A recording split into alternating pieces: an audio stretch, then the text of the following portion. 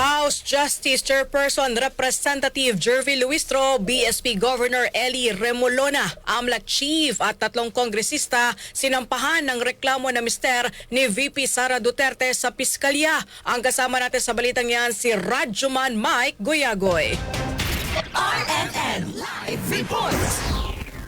Formal lang sinampahan ni Atty. Mans Carpio ng patong-patong na kaso sa QC Prosecutor's Office ang mga matataas na opisyal ng Bangko Sentral ng Pilipinas, Anti-Money Laundering Council at 4 na mambabatas.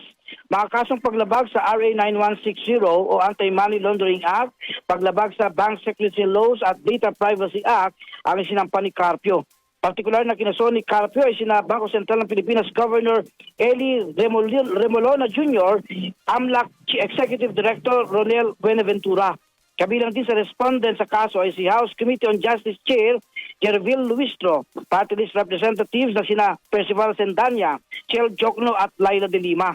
Nagpasalamat lang sa media si Carpio at hindi nagpaunlak na sagutin ang ilang mga tanong ng media. Sa halip ay pinaharap ang kanyang abogado na si Atty. Peter Paul Danao.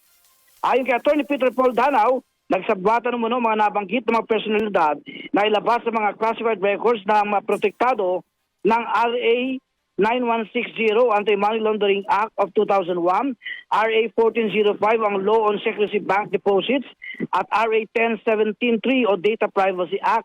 Ani Danao, napilitan ng kumilos si Atty. Carpio, hindi lang para ipagtanggol ang may bahay na si VP Sara Duterte at ang pamilyang Duterte, kundi para protektahan ang buong banking system.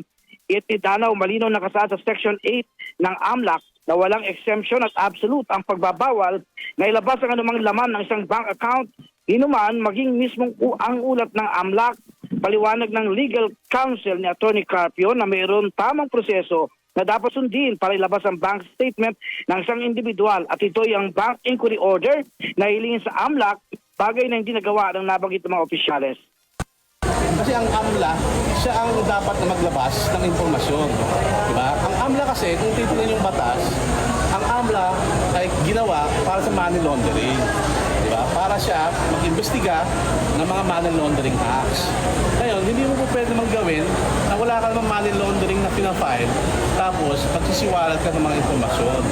Yun ang pinapahintulot na ayaw ng batas. Sinasabi ng batas, bawal yan, pwede kang makulong 8 years. Okay? Kaya, yung susundin natin ng batas, wala sanang problema. Basta na to eh. Diba? Kumuha siya ng bank inquiry order. Sa batas naman yan. Pwede sila mag-apply sa CA. Diba? Ay, kung sundin natin batas, wala namang makakabyado. Si Atty. Peter Paul Danao, ang legal counsel ni Mans Carpio. Kasama sa DZXL RMN Manila. Radjuman, Mike Goyagoy Tatak, RMN. RNN Network News.